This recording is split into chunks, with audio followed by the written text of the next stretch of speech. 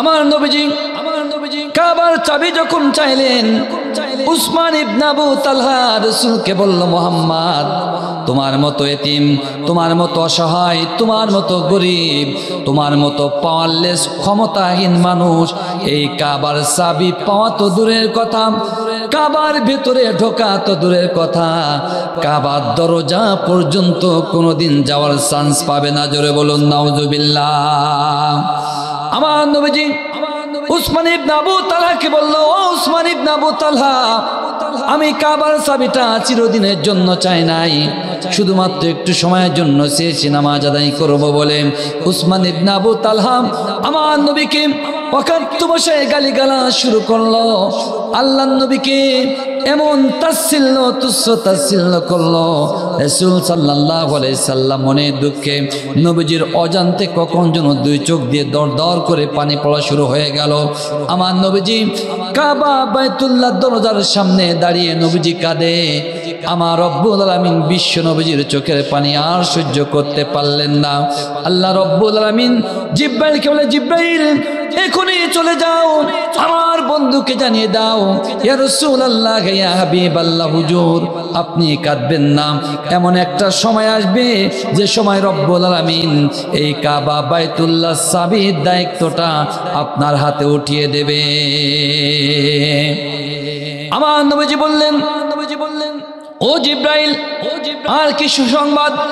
জিব্রাইল বলে, ইয়া রাসূলুল্লাহ ইয়া হাবিবাল্লাহ, হুজুর শুধু তাই নয়, এমন একটা সময় আসবে যে সময়ে মক্কার প্রেসিডেন্সি ক্ষমতা, এই মক্কার নেতৃত্ব ক্ষমতাটা আল্লাহ রব্বুল আলামিন আপনার হাতে উঠিয়ে দেবে। জোরে বলুন সুবহানাল্লাহ। আমার বন্ধুগণ, তাহলে বলুন তো দেখি ক্ষমতা দেওয়ার মালিক কে? আর জোরে কে? আর একটু আস্তে কে? সেই আল্লাহ বুঝি বাংলাদেশে না আছে? আছে আছে। আমার বন্ধুগণ, ক্ষমতা দেওয়ার মালিক যদি আল্লাহ হয়, অত লাফালাফি ঝাপাঝাপি করে লাভ হবে না। ওই ক্ষমতা যিনি দেবেন তিনি ঠিক করে রেখেছেন, বাংলার সংসারে হুজুর রাজাবে। কথা বলেন, কথা বলেন, কথা বলেন। ক্ষমতা দেওয়ার মালিককে? এখন আমি যদি সারাদিন বলি আমরা যারা হুজুর আমরা ক্ষমতায় ক্ষমতায়, আমরা ছাড়া পরে কে যাবে? জনগণ আমাদের পক্ষে। ক্ষমতা দেওয়ার মালিককে? আরো জোরে কে? বাংলার মসনাদ আগামী দিন শাসন করবে কারা? বাংলার জমিনে গভর্নমেন্ট গঠন করবে কারা? যিনি জানেন তিনি কে। সুতরাং অত লাফালাফি ঝাপাঝাপি করে লাভ হবে না। আল্লাহ যাকে দিবেন সেই ক্ষমতার আসনে আসীন হবে। সুতরাং ক্ষমতার বাহাদুরি দেখিয়ে চাঁদাবাজি এবং মানুষের উপরে জুলুম নিপীড়ন করে বাংলার জমিনের মানুষের মন জয়লাভ করা যাবে না। জোরে বলেন ঠিক কিনা? আমার ভাইয়েরা, আল্লাহ রাসূল সাল্লাল্লাহু আলাইহি সাল্লাম উসমান ইবনে আবু তালহাকে বলা, উসমান ইবনে আবু তালহা, এমন একটা টাইম আসবে, এমন একটা সময় আসবে যে সময় আল্লাহ রব্বুল আলামিন এই কাবার চাবিটা আমার কাছে দেবেন। উসমান ইবনে আবু তালহা শুধু তাই নয়, এমন একটা সময় আসবে যে সময় আল্লাহ রব্বুল আলামিন মক্কার প্রেসিডেন্সি ক্ষমতাটা আমার হাতে দেবে। উসমান ইবনে আবু তালহা যেদিন আল্লাহ রব্বুল আলামিন এই মক্কার প্রেসিডেন্সি পাওয়ার দিবে এবং কাবা বাইতুল্লাহ চাবিটা আমার হাতে উঠিয়ে দেবে, চাবির ক্ষমতা যখন আল্লাহ রব্বুল আলামিন আমার হাতে দেবে, ও উসমান ইবনে আবু তালহা সেই দিন কি তুমি কাবার চাবিটা আমার হাতে উঠিয়ে দেবে? আমার বন্ধুগণ, এই কথা যে বললাম, উসমান ইবনে আবু তালহা আমার নবীজির কাছ থেকে এই কথা শোনার পরে বলল, মুহাম্মদ শোনো, যতই ক্ষমতার লালসার জন্য দরজায় দরজায় ঘোরো না কেন, যতদিন পর্যন্ত আমার নেতা আছে আবু জেল যতদিন বেঁচে আছে ততদিন ক্ষমতা হাতে পাবে না। তার কারণ আমাদের লক্ষ্য উদ্দেশ্য হলো 2045। জোরে বলেন ঠিক কিনা? পরে 45 বলিল ভাই, ক্ষমতা দেওয়ার মালিককে। সেই 45 পর্যন্ত লোক এখন বাংলাদেশে আছে, কথা বলেন, আছে আছে। মামু বাড়ি দিল্লি, জোরে বলেন ঠিক কিনা? বুবা আমার ধরা খেয়ে এখন আর এদেশে নাই, কোথায় আছে? যতই বলুক টুক্কো ঢুকবে, টুক্কো ঢোকো, তোমার জন্য শান দিয়ে রাখা হয়েছে, জোরে বলেন ঠিক কিনা? আমার ভাইরা গভীর মনোযোগ। আমার নবী মক্কা হিজরত, মদিনায় হিজরত করলেন। যেদিন মক্কা বিজয় করলেন, উসমান ইবনে আবু তালহা ওই যে পালিয়ে আছে, লোকে আছে, আমার নবীজি আলীকে বলে, আলী রে এত চিৎকার কেন করো? আলী বলে, ইয়া রাসূলুল্লাহ, ইয়া হাবিবাল্লাহ, কে যেন কাবার সাথে লোকে আছে। রাসূল বলল, মুখটা উঁচু করো। আমার বন্ধুগণ, আর একজন সাহাবা সাথে উঠলো। দুইজন যখন উসমান ইবনে আবু তালহার মুখটা উঁচু করলেন, রাসূল বলেন, উসমান ইবনে আবু তালহা রে, আজকের আর লুকিয়ে থেকে লাভ হবে না, পালানোর দিন তোমাদের শেষ, এখন তোমাদের যেতে হবে। কথা বলেন আমার ভাইরা। আমার নবীজি উসমান ইবনে আবু তালহাকে বলল, উসমান ইবনে আবু তালহা রে, নেমে আসো, আজকে পালানোর সময় নাই। আমার নবীজি উসমান ইবনে আবু তালহা যখন সামনে আসলেন, রাসূল সাল্লাল্লাহু আলাইহি সাল্লামের সামনে উসমান ইবনে আবু তালহা যখন দাঁড়িয়ে আছে, উসমান ইবনে আবু তালহা চিন্তা করলো, এই কাবা বাইতুল্লাহ চাবি চাওয়ার কারণে মুহাম্মদ সাল্লাল্লাহু আলাইহি সাল্লামকে কত গালিগালাজ করেছিলাম। আজকের মক্কার প্রেসিডেন্ট হলো আব্দুল্লাহর পুত্র মুহাম্মদ। আজকের সব ক্ষমতা একমাত্র আব্দুল্লাহর পুত্র মুহাম্মদ রাতাল্লাহ রাব্বুল আলামিন দিয়েছেন। আজকের আমার আর রিহাই হবে না, আমার চিরতরে জীবন শেষ হয়ে যাবে। জোরে বলেন ঠিক কিনা? আমার ভাইরা, ইসলাম কি? ইসলাম আমাদের বুঝতে হবে, মানুষের দ্বারে দ্বারে যে ইসলাম বুঝাতে হবে। আজকের বাংলাদেশের মানুষ ইসলাম বোঝে না, ইসলামী আন্দোলন কি তারা বোঝে না, কোরআনের রাজ কায়েম হলে কি সুফল হবে, মানুষের কত শান্তি আসবে, মানুষ এগুলো জানে না। এজন্য কিছু কিছু মানুষ এখন ইসলামের বিরোধিতা করে। জোরে বলেন ঠিক কিনা? আমার ভাইরা, উসমান ইবনে আবু তালহা ধরে নিয়েছে, আজকে তার জীবনটা শেষ হয়ে যাবে। কিন্তু আমার নবী কি নবী, ইসলাম যে সুমহান আদর্শ একটা ধর্ম, উসমান ইবনে আবু তালহা কিন্তু জানে না। আমার বন্ধুগণ, এই 5 তারিখের পরে 17 বছর ধরে যারা ইসলাম এবং আলেম ওলামাদের বিরুদ্ধে যারা মামলা দিয়েছে, হামলা দিয়েছে, কেস করেছে, বাড়ি ঘর ছাড়া করেছে, গরু বাছুর বিক্রি করেছে, সাদাবাজি করেছে, 17 বছর পরে 5 তারিখের পরে তারা আজকের বুঝতে পেরেছে, হারে বাংলার জমিনে যারা আলেম ওলামা এবং ইসলামী আন্দোলন যারা করে, এদের আদর্শ হলো সত্যিকার আমার নবীর আদর্শ। জোরে বলেন ঠিক কিনা? আজকে তারা বলতে বাধ্য, সাহারে এই মানুষগুলোর আমরা কি জুলুম নিপীড়ন না করেছি, এরাই দেখছে এখন ভালো। এতদিন পরে বুঝলে, এতদিন কষা খাওয়িয়ে এখন বুঝতে পারছ। আবার ঢুকবে তাই না? আমরা উল্টো করে ঢুকাবো না। আমার ভাইরা, কেন ঢুকাবো না? আমার নবী উসমান ইবনে আবু তালহাকে বলছে, উসমান ইবনে আবু তালহা, আল্লাহ রাব্বুল আলামিন আজকের মক্কার প্রেসিডেন্সি পাওয়ারটা আমার হাতে দিয়েছে।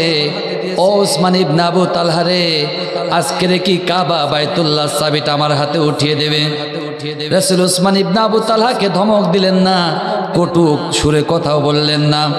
বিশ্বনবী তার স্বভাব যেমন, চরিত্র যেমন, সেই চরিত্র দিয়ে যখন নরম সুরে বললেন, উসমান ইবনে আবু তালহা চোখের পানি আর ধরে রাখতে পারলেন না। চাবিখানা আমার নবীর হাতে দিয়ে বলেন, ইয়া রাসূলুল্লাহ, ইয়া হাবিবাল্লাহ, হুজুর এই কাবা বাইতুল্লাহ চাবি নিয়ে মাতব্বরি আমার দরকার নাই, নেতৃত্ব আমার দরকার নাই। ওগো নবীজি, কাবা বাইতুল্লাহ চাবিটা আপনি নেন, কিন্তু এই ইমানের কালিমা থেকে আমাকে মাহরুম করবেন না। আমার নবীজি উসমান ইবনে আবু তালহার হাতটা ধরলেন, উসমান ইবনে আবু তালহাকে পড়িয়ে দিলেন, লা ইলাহা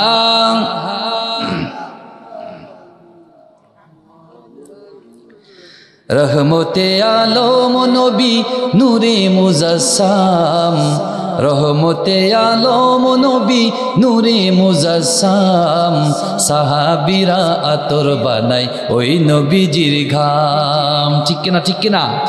রহমতে আলম নবী নূরে মুজাসসাম, সাহাবীরা আতর বানাই ওই নবীজির ঘাম। বলো না সাহাবীরা আতর বানাই ওই নবীজির ঘাম। জিনো মানব চেনো কিনা আমার নবীজি, জাগার পাগল চন্দ্র সূর্য তারকারাজি, ঘাই ঘাই জাগার পাগল চন্দ্র সূর্য তারকারাজি। বাবা আরো শুনবানি সুন্দর কাহিনী, জান্নাতের রুমে রুমে লেখা নবীর নাম। আমার ভাইরাম, আল্লাহ রাসূল যখন উসমান ইবনে আবু তালহাকে বলল, উসমান ইবনে আবু তালহা কালেমা পড়ো, উসমান ইবনে আবু তালহা আমার নবীর হাতে হাত দিয়ে কালেমা পড়ার পরে চিন্তা করলো, হারে এই নবী দেখি সত্যিকারের নবী, এই নবী দেখি হক নবী, এই নবী ধর্ম ইসলাম দেখি সত্যিকারের হক ধর্ম। এই ধর্মের মধ্যে কোন রকম বৈষম্য নাই, এই ধর্মের মধ্যে কোনো মারামারি কাটাকাটি হানাহানি নাই, এই ধর্মের মধ্যে কোনো জনগণের সম্পদ মেরে খাওয়ার কোনো রেওয়াজ এখানে নাই। উসমান ইবনে আবু তালহা এক পাশে দাঁড়িয়ে চোখের পানি ছেড়ে কাঁদে, বলে রব্বুল আলামিন আগে যদি এই বুঝটা আমার ভেতরে আসতো, এই নবীর সাথে কোনোদিন বিরোধিতা করতাম না। জোরে বলেন ঠিক কিনা?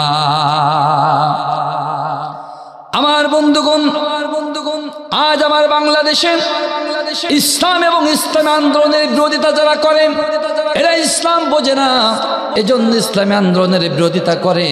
আমার বন্ধুগণ, আজকের আমার আলোচনার বিষয় হলো, বাংলার জমিনে যদি কোরআনের রাজ কায়েম হয়ে যায়, আমার বাংলাদেশের মানুষের কি লাভ, আমাদের কি লাভ, দেশের কি লাভ, জনগণের কি লাভ, যারা গরিব মানুষ তাদের কি লাভ, যারা ব্যবসায়ী তাদের কি লাভ, যারা জোন খাটে তাদের কি লাভ, যারা ভ্যান চালায় তাদের কি লাভ।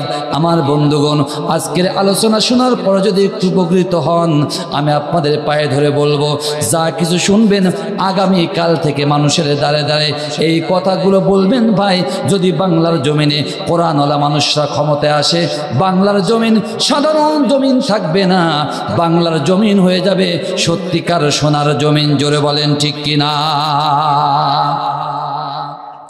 আমার বন্ধুগণ, আমার ভাইরা, উসমান ইবনে আবু তালহা এক পাশে দাঁড়িয়ে কাঁদে। আমার নবীজি কাবার মধ্যে প্রবেশ করার পরে সব মূর্তিগুলা পরিষ্কার করলেন। আল্লাহ রাসূল সাল্লাল্লাহু আলাইহি সাল্লাম নামাজ পড়লেন 2 রাকাত শুকরিয়াতার নামাজ। নবীজির হাতে কাবা বাইতুল্লাহর চাবি, বিশ্ব নবীর কলিজার টুকরা সাহাবা আলী কারামাল্লাহু ওয়াজহু চিন্তা করে, হারে এই কাবার চাবিটা যদি বিশ্ব নবী আমার হাতে দিতেন, আমার মর্যাদাটা অনেক বড় হয়ে যেত।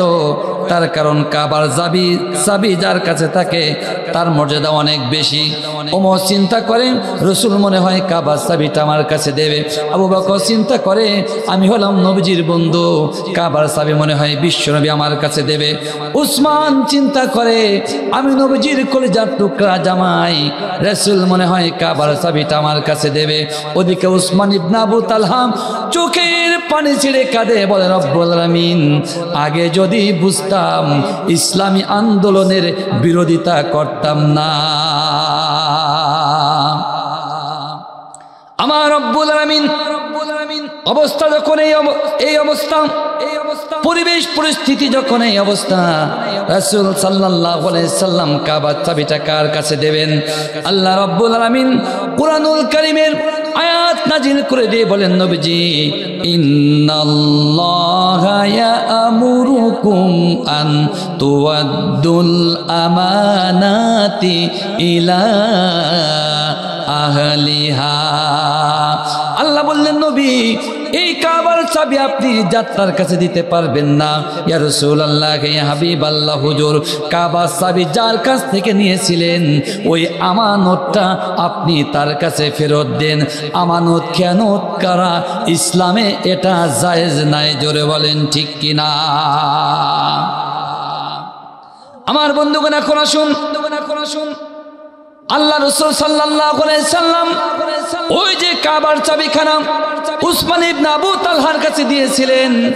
আমার ভাইয়েরা গভীর মনোযোগ দিবেন, আজও পর্যন্ত সেই কাবা বাইতুল্লাহর চাবিখানা ওই উসমান ইবনে আবু তালহার বংশধরদের কাছে সুরক্ষিত আছে। রাসূলের ওই দেওয়া আমানত আজও পর্যন্ত খেয়ানত হয় নাই। আজও পর্যন্ত উসমান ইবনে আবু তালহার বংশধরদের কাছে কাবার চাবি সুরক্ষিত আছে।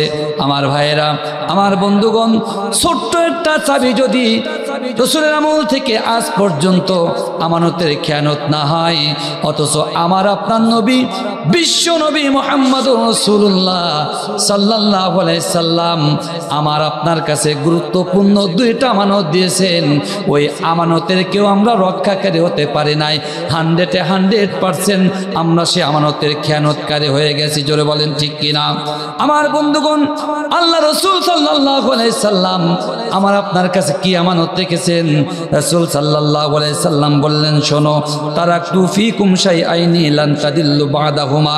আল্লাহ রাসূল বললেন, আমি তোমাদের কাছে দুইটা জিনিস রেখে যাচ্ছি, দুইটা বিষয় রাখলাম। যদি তোমরা এই দুইটা বিষয়কে আঁকড়ে ধরতে পারো, আমানত যদি খেয়ানত না করে আমানতের রক্ষাকারী হও, লান তাদিল্লু, কোনোদিন পথভ্রষ্ট হবে না। এক নম্বরে হলো কিতাবুল্লাহ, দুই নম্বর হলো সুন্নতি, আল্লাহ রাব্বুল আলামিনের কিতাব, আর দুই নম্বর হলো নবীর সুন্নাহ। আমার ভাইয়েরা, আমার বন্ধুগণ, এখন বলেন তো দেখি, আল্লাহ রাব্বুল আলামিনের কিতাবের আমানতের আমরা কি আমানত রক্ষা করতে পেরেছি কিনা? কথা বলেন। কাবার চাবি রাসূল রেখে গেছেন, এখনো পর্যন্ত তার আমানতের খেয়ানত হয় নাই। আর আল্লাহর কিতাব আল্লাহ রাসূল সাল্লাল্লাহু আলাইহি সাল্লাম আমার আপনার কাছে আমানত স্বরূপ রেখেছেন, সেই আমানতের কি আমরা কেউ রক্ষা করতে পেরেছি? আমার বন্ধুগণ, আমানতে রক্ষা করা তো দূরের কথা, আমার বাংলাদেশে স্বৈরাচার যখন বাংলার জমি শাসন করেছে, স্বৈরাচারের মূল ম্যান্ডেট ছিল বাংলার জমিন থেকে মুসলমান উৎখাত করা, বাংলার জমিন থেকে কুরআনুল কারীমের যত আহকাম, কুরআনুল কারীমের যত বিধান আছে, সব বিধানগুলো বাংলার জমিন থেকে চিরতরে উৎখাত করা। জোরে বলেন ঠিক কিনা?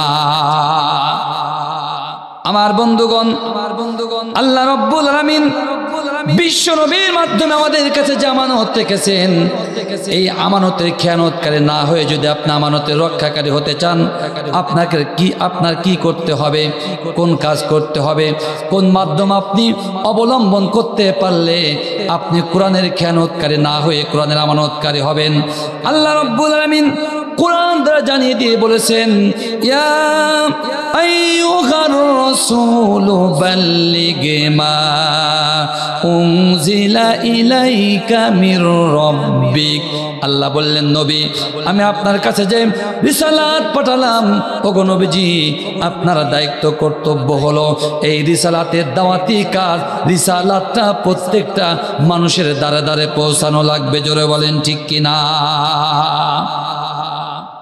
আল্লাহ বললেন, নবী, ওয়া ইল্লাম তাফআল ফামা বাল্লাগতা রিসালাতাহু। ইয়া রাসূলুল্লাহ, এই কোরআনের দাওয়াতি কাজ যদি আপনি সহিভাবে না করতে পারেন, প্রত্যেকের দ্বারে দ্বারে যদি আপনি না পৌঁছাতে পারেন, তাহলে আল্লাহ রাব্বুল আলামিন ধরে নেবে নবীজি কাজটা সহিভাবে করতে পারেন নাই। আমার বন্ধুগণ, এজন্য আমার নবী মুহাম্মদুর রাসূলুল্লাহ সাল্লাল্লাহু আলাইহি সাল্লাম বিদায় হজের ভাষণে লক্ষাধিক সাহাবীর সামনে দাঁড়িয়ে বললেন, আমার সাহাবীরা রে, আল্লাহ রাব্বুল আলামিন আমার পরে যে দায়িত্ব অর্পণ করেছিল, আমার সাহাবারা বলো তো দেখি আমি সেই দায়িত্বটা সহিভাবে পালন করতে পেরেছে কিনা। আমার নবীজির লক্ষাধিক সাহাবা একযোগে বলেছিল, ইয়া রাসূলুল্লাহ, ইয়া হাবিবাল্লাহ, হুজুর, আল্লাহ রাব্বুল আলামিন আপনার পরে যে দায়িত্ব অর্পণ করেছিল, সেই দায়িত্বটা আপনি 100% পালন করেছেন। জোরে বলুন সুবহানাল্লাহ। আল্লাহ রাসূল সাল্লাল্লাহু আলাইহি সাল্লাম যার পরের এবং পূর্বের সব গুনাহ মাফ, নবীজি মাসুম এবং নিষ্পাপ, সেই রাসূল যদি সাহাবাদের সামনে বলতে পারি, ও আমার সাহাবারা, আমি কি আমার দায়িত্ব পালন করতে পেরেছি? আমার বন্ধুগণ, তাহলে আমাদের উপরে কি হবে বা আমাদের কি করণীয় একটু ভেবে দেখেন।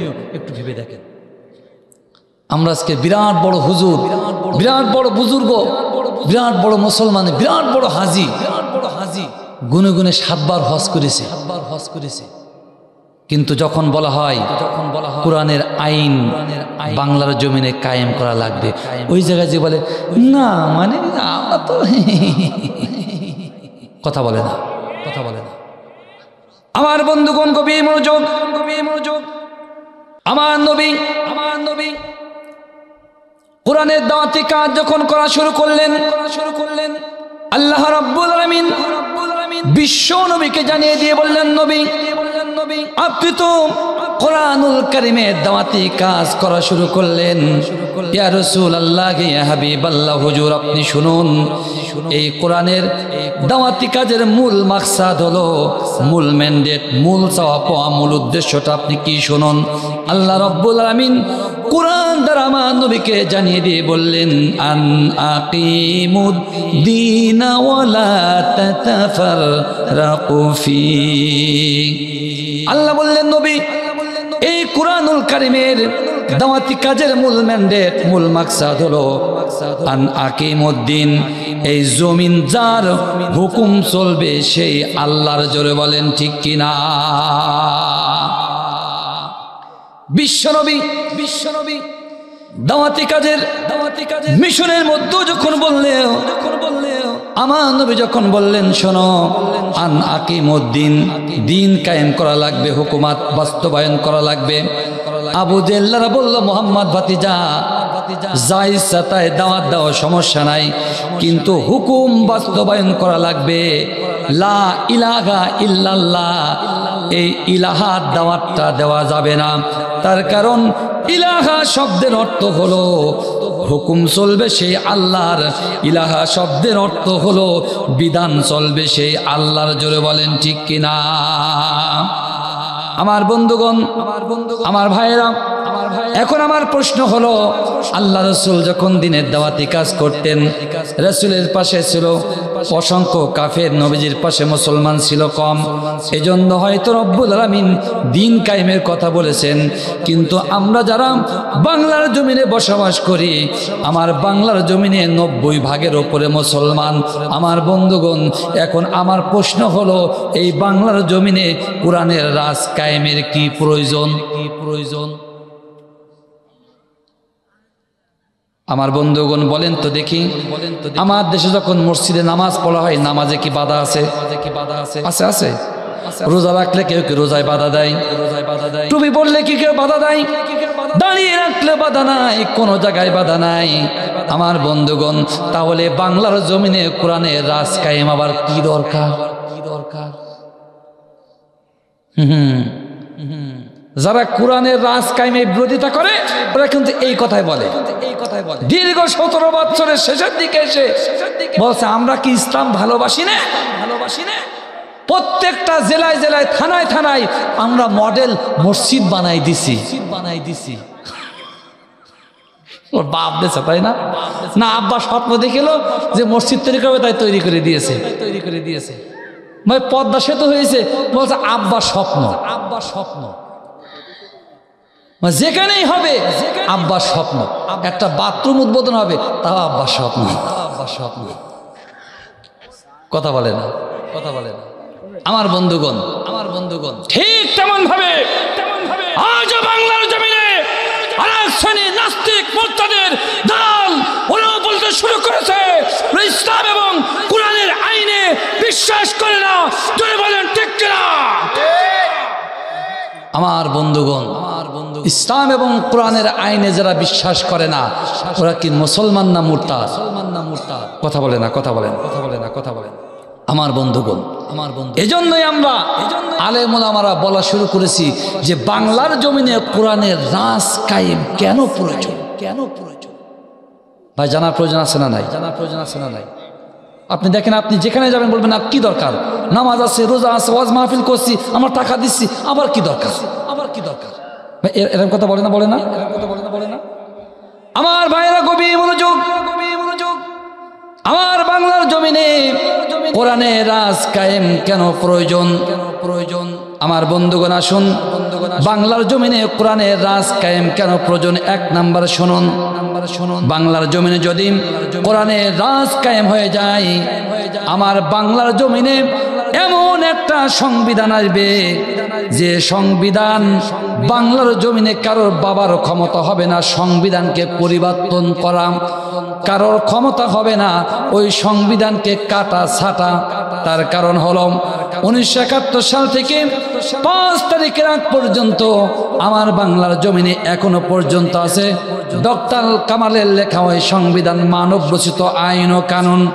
ডক্টর কামালের লেখা সংবিধান যে যখনই ক্ষমতা এসেছে নিজের ব্যক্তি চরিতার্থ করার জন্য, নিজের দলের উপকার করার জন্য, নিজের ছেলের উপকার করার জন্য, নিজের ক্ষমতা পাকাপোক্ত করার জন্য ডক্টর কামালের এই লেখা সংবিধান ইচ্ছা মতো পরিবর্তন করেছে, ইচ্ছা মতো কেটেছে, ছেটেছে, সিজার করেছে। জোরে বলেন ঠিক কিনা?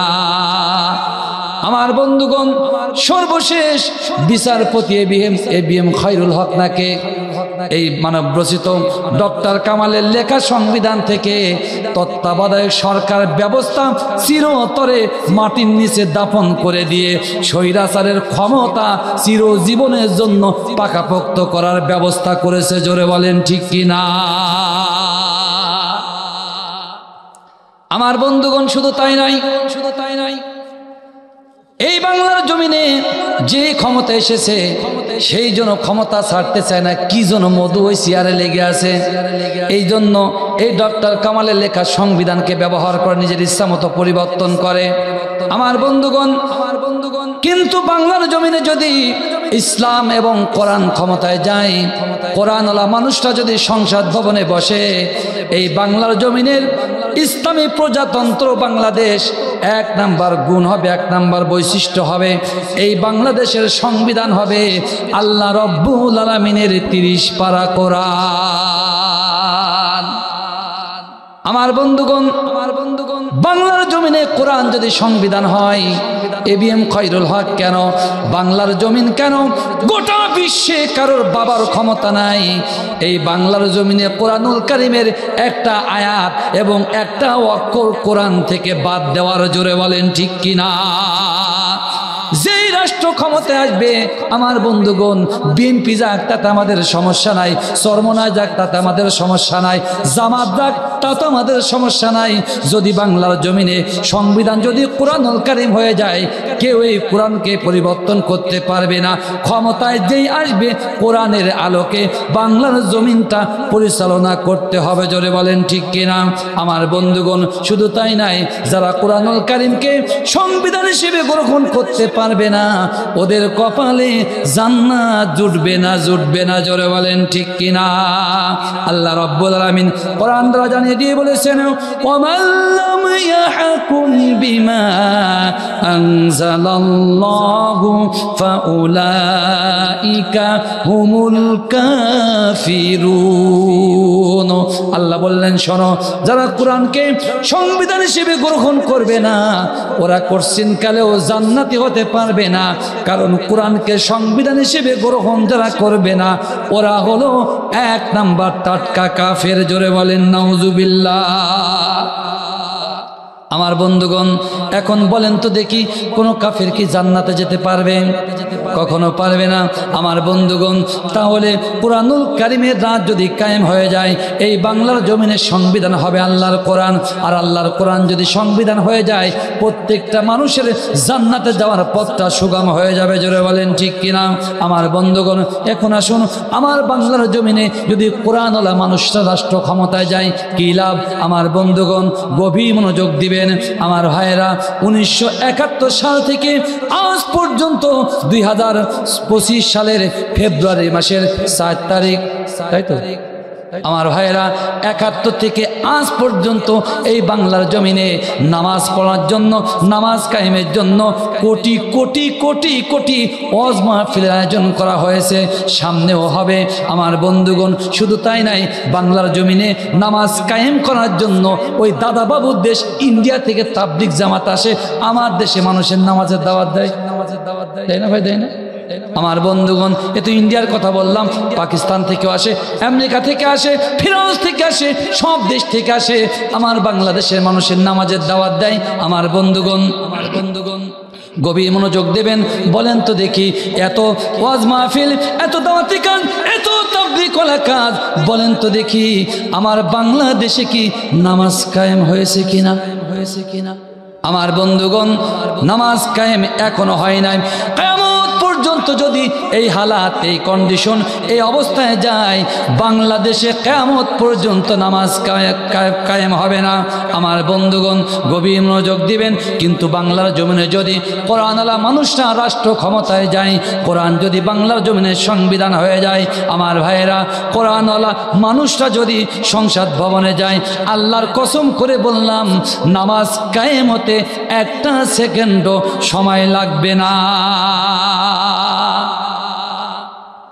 আমার বন্ধুগণ কেন সময় লাগবে না?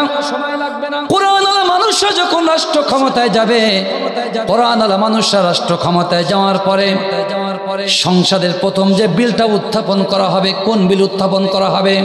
আমার ভাইয়েরা, যখন কোনো দল এবং যখন কোনো পার্টি রাষ্ট্র ক্ষমতায় যায়, রাষ্ট্র গঠন করে, সরকার গঠন করে, ওরা চিন্তা করে আমরা কোন বিলটা আগে সংসদ ভবনে উত্থাপন করব, কোন বিষয়টা আমরা আইনটা পাশ করব। আমার বন্ধুগণ, আমার ভাইয়েরা, আপনারা দেখেছেন আমেরিকার নবনির্বাচিত প্রেসিডেন্ট ডোনাল্ড ট্রাম্প ক্ষমতায় আসার 3 ঘন্টার মধ্যে 70 থেকে 78টা নির্বাহী আদেশ এক খেসাত মেরে সব বাদ করেছে। দেখেছেন? আমার বন্ধুগণ, কোরআনওয়ালা মানুষটা যদি ক্ষমতায় যায়, প্রথম যে বিলটা উত্থাপন করা হবে, এই বিলটা আল্লাহ রাব্বুল আলামিন 1500 বছর পূর্বে কোরআনুল কারীমের মাধ্যমে উত্থাপন করেছেন এবং নিরঙ্কুশ ভোটে আল্লাহ রাব্বুল আলামিনের একক সিদ্ধান্তে পাশ হয়েছে। আল্লাহ বলছে, শোনো, কোরআনওয়ালা মানুষরা যদি রাষ্ট্র ক্ষমতায় যায়, তাদের প্রথম যে বিলটা উত্থাপন করা হবে, সেই বিলটা কি? আল্লাহ রাব্বুল আলামিন কোরআন দ্বারা জানিয়ে দিয়ে বলেছেন, আল্লাযীনা ইম্মাক্কান্নাহুম ফিল আরদি আকামুস সালাতা ওয়া আতাউজ যাকাত। আল্লাহ বললেন, শোনো, কোরআনওয়ালা মানুষরা যখন রাষ্ট্র ক্ষমতায় যাবে, ওই সমস্ত মানুষরা প্রথম যে বিলটা উত্থাপন করা হবে, আমার ভাইয়েরা, রাষ্ট্রপতি এবং প্রধানমন্ত্রীর যৌথ স্বাক্ষরে প্রথমে একটা বিল উত্থাপন করা হবে এবং বিলটা পাশ হয়ে যাবে। যদি জোহরের নামাজের পূর্বে এই বিলটা পাশ হয়ে যায়, রাষ্ট্রপতির কণ্ঠ দ্বারা ঘোষণা করা হবে, আজ থেকে বাংলাদেশে যত মানুষ আছে যাদের পরে নামাজ ফরজ হয়েছে, প্রত্যেকের জন্য জোহরের নামাজ আজ থেকে বাধ্যতামূলক করা হলো। জোহরের নামাজের আগে সংসদ ভবন বসবে, বিল উত্থাপন হবে, আজ থেকে যাদের পর নামাজ ফরজ হয়েছে ওদের জন্য, বাংলাদেশের নর নারী সবার জন্য নামাজ বাধ্যতামূলক। আমার বন্ধুগণ, টিভির মাধ্যমে, ফেসবুক, ইউটিউবের মাধ্যমে ঘোষণা হয়ে যাবে। যেই ঘোষণা হবে, থানায় পুলিশরা কিন্তু বসে তামাক খাবে না। পুলিশ বের হয়ে যাবে, আর্মি বের হয়ে যাবে, র্যাব, বিজিবি সব বের হয়ে যাবে। দেখবেন কিছু কিছু গ্রামে কাওয়া মার্কা মুরব্বী চাচা আছে, ভাই আজান হয়ে যাচ্ছে, চায়ের দোকানে এইরকম তাকিয়ে দেখে, কহো না প্যার হে, কহো না প্যার। আবার কোন চাচা বলে, কিস কিস হতা হে, তাকে বলে, উরি বাবা, যৌবনদের একবার ফিরে আসতো, খেল দেখাতাম, কুসকুস কিরাম ফিরে হয়। আমার ভাইরা, চাষা এইরকম করে তাকিয়ে থাকবে, আর সেনাবাহিনী, পুলিশ, ভাই যৌথ বাহিনীর অভিযান চলছিল, দেখিলেন ভাই, হাতে এইরকম 2 হাতে 2.5 হাতে মাল, বাবা কি সুন্দর বলে, পেছনে চক্রা ফকরা দেওয়া, দেখলেন ভাই, কালার করা। ওই মাল নিয়ে এসে যখন পাঞ্জাবে তুলে চাষা যখন কসান দেওয়া হবে না, ও বাবা, চাষা বলবে, আর দরকার নেই, কহো না পিয়ার, জীবন যদি বাঁচাতে চাস আগে চলে যা, আল্লাহর ঘর মসজিদে চলে যা, নামাজে দাঁড়িয়ে যা। জয় বলেন ঠিক কিনা? আমার ভাইয়েরা, জোহরের আজান হয়ে যাবে, শাসন যখন শুরু হয়ে যাবে, আসরের আজান যখন শুরু হয়ে যাবে, আমার বন্ধুগণ দেখবেন রমজানুল কারিমের সামনে রমজান মাস যখন চলে আসে, আমার বন্ধুগণ, জোহরের আজান হয়ে যায়, আসর হয়ে যায়, ইফতারের সময় হয়ে যায়। আমার বাংলার জমিনে আমি জানি এই সাতক্ষীরা এবং কলারোয়ার মায়েরা অনেক ভালো, কিন্তু ওই অন্য এলাকার মায়েদের আমি দেখেছি যখন জোহরের ইফতারের সময় আজান হয় আমার মায়েরা বোরকা পরে কিন্তু হুরপা ঢাকা তুরপা আগলা। আমার বন্ধুগণ ইফতারের সময় হয়ে যায়, আজান হয়, কিন্তু আমার মা, ভাই এত আসতে তো হবে না, আমরা টস করতে না, তো আসলে হবে। আমার ভাইয়েরা ইফতারের সময় হয়ে যায়, আজান হয়, আমার মা এবং বোনদেরও হুঁশ থাকে না। ওই যে দোকানদারও একটা লুচ্ছার বাচ্চা লুচ্ছা মেয়ে লোক দেখলে ওর ইফতার করার সময় আর মনে থাকে না। জোরে বলেন ঠিক কিনা?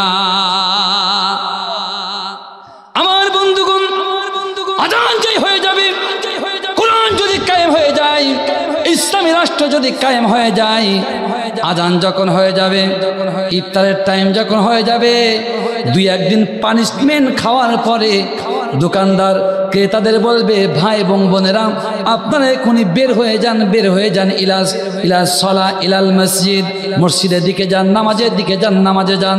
আমার বন্ধুগণ, আজান যখন হয়ে যাবে, ক্রেতাও মসজিদে, বিক্রেতাও মসজিদে। আল্লাহ রাব্বুল আলামিন কোরআন দ্বারা জানিয়ে দিয়ে বললেন, লা ফাতাহনা আলাইহিম বারাকাতিম মিনাস সামাই ওয়াল আরদ। আল্লাহ রাব্বুল আলামিন বললেন, ক্রেতা বিক্রেতা উভয় যখন আল্লাহর ঘর মসজিদে চলে যাবে, আল্লাহ রাব্বুল আলামিনের রহমতের বৃষ্টি অজর জারাই বাংলার জমিনে বর্ষণ হওয়া শুরু হয়ে যাবে। আমার ভাইয়েরা বলেন তো দেখি, তাহলে বাংলার জমিনে এরকম একটা রাষ্ট্র ব্যবস্থা প্রয়োজন আছে না নাই? আমার বন্ধুগণ, আমার বাংলার জমিনে গরিব মানুষ বেশি না ধনী মানুষ বেশি? ভাই কথা বলেন, গরিব বেশি না ধনী বেশি? আমার বন্ধুগণ, এই বাংলার জমিনে ৭১-এর পর থেকে এই যে ৫ তারিখের আগ পর্যন্ত যত গভর্নমেন্ট ক্ষমতা এসেছে, যে ব্যক্তি ক্ষমতা আসে, যে চেয়ারম্যান হয়, যে মেম্বার হয়, যে মন্ত্রী হয়, যে কাউন্সিলর হয়, যে মিনিস্টার হয়, যে সংসদ হয়, আমার বন্ধুগণ শুধুমাত্র এদের পকেট ভারী হয়, এদের একতলা বাড়ি 10 তলা হয়। আর যারা ভোটার, যারা জনগণ, যারা গরিব মানুষ, এরা দিনে দিনে জন খেটে খেটে ক্ষয়া হয়ে যায়।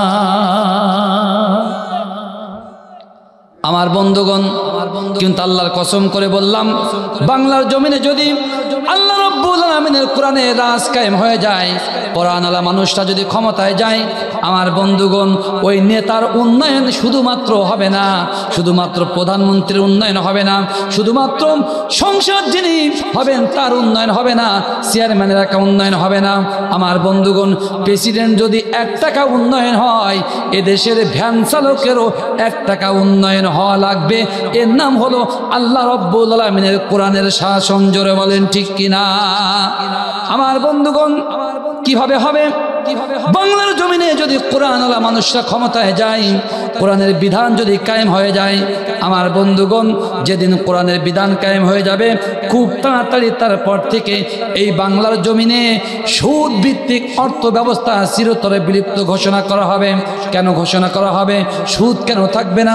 আল্লাহ রাসূল সাল্লাল্লাহু আলাইহি সাল্লাম বলেছেন, কোন মানুষ যদি 1 দিরহাম পরিমাণ সুদ খায়, নিজের গর্ভধারণী মায়ের সাথে 70 বার জিনা করলে যে গুনাহটা হয়, 1 দিরহাম পরিমাণ সুদ খেলে তার আমল নামায় ওই।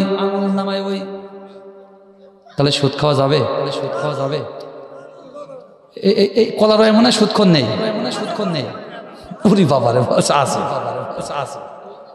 আমার ভাইরা গভীর মনোযোগ।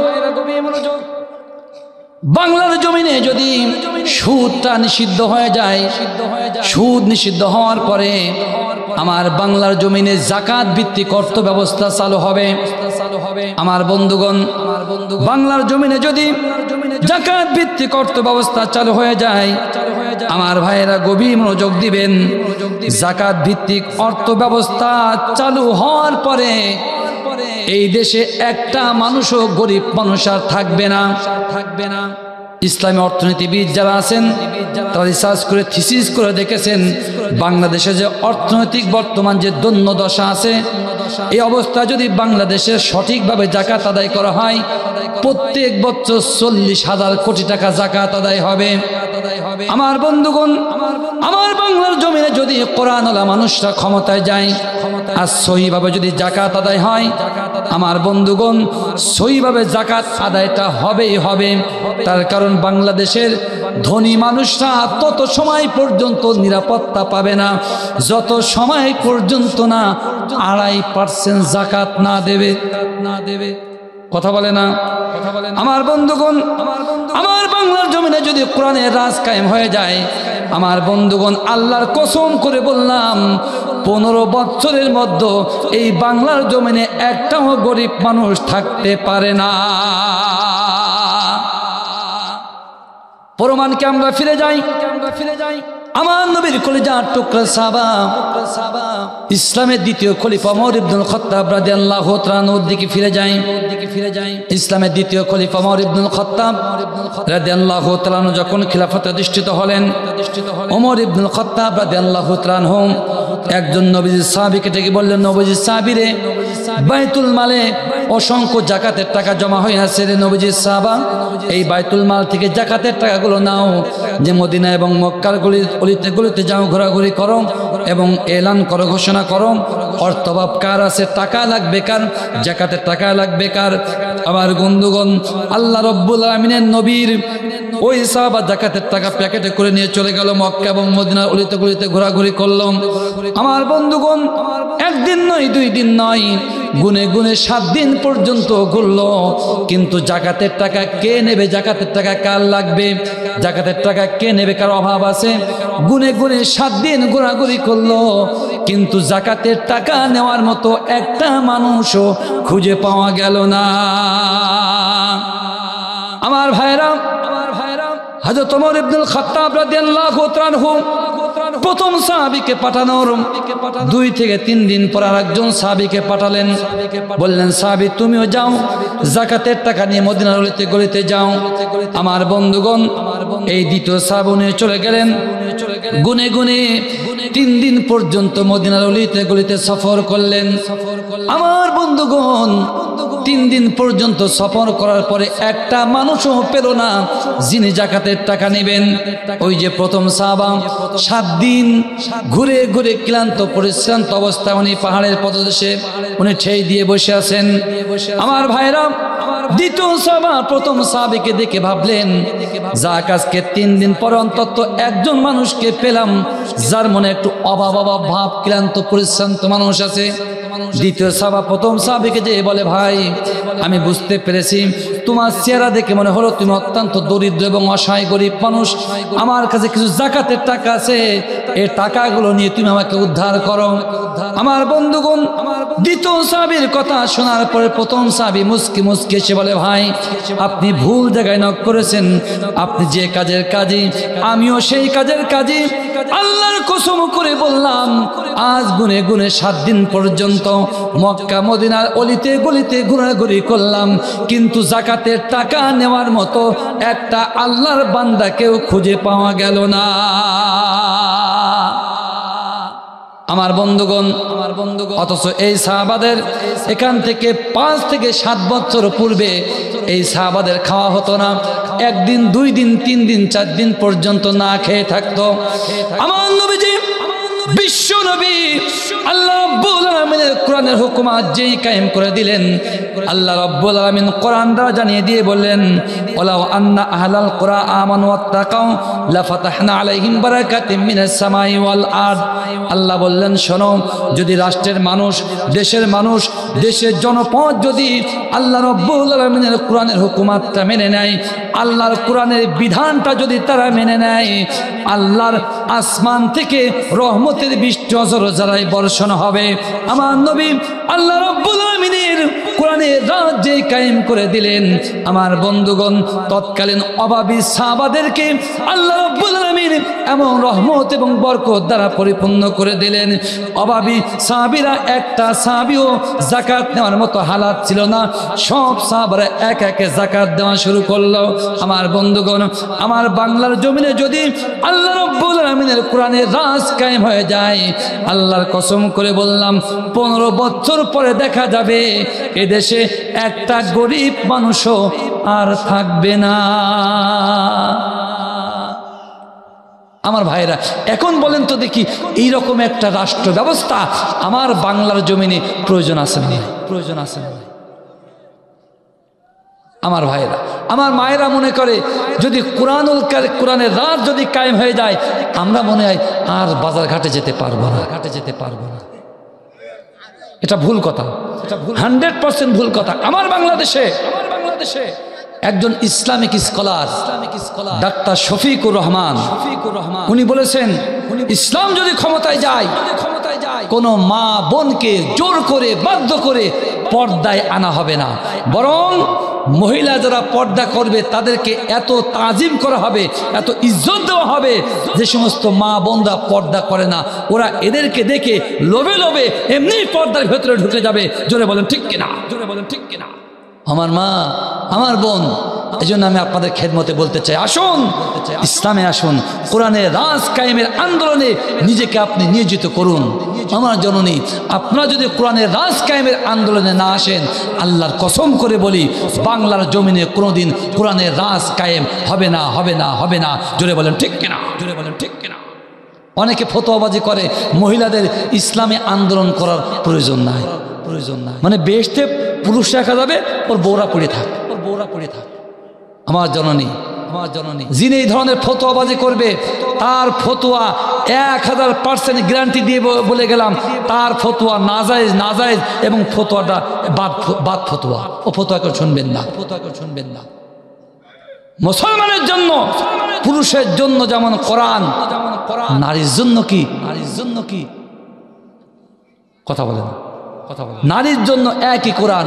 আমার মা, আপনিও যে জান্নাতে যাবেন, আমিও সেই জান্নাতে যাব, যদি কিনা আপনি ইসলামী আন্দোলনটা ঠিক মতো পর্দার মাধ্যমে করতে পারেন। জোরে বলেন ঠিক কিনা? জোরে বলেন ঠিক কিনা? আমরা যারা পুরুষ, আমরা কি বাড়িতে যেয়ে কি মহিলাদের কোরআনের দাওয়াত দিতে পারবো?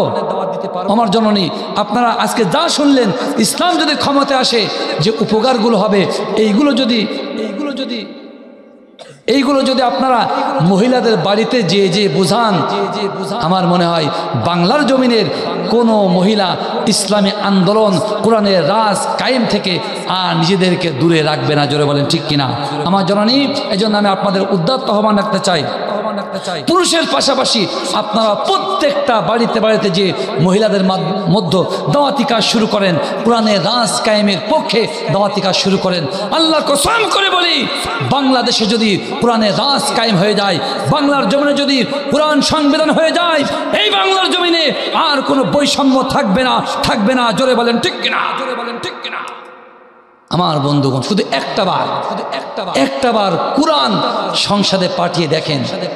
5 তারিখের আগ পর্যন্ত 17 বছর যে দল হোক না কেন, যত বড় নেতা হোক, এখন বড় মসমাসে যে আমরা করবো তা করবো, কেলাবো। 17 বছর কনে ছিলে, ঘরের মধ্যে পলিয়েছিলে। আমার বন্ধুগণ, এই ছাত্ররা দিয়েছে, তাই এখন বড় মসমিরে কথা বলছে।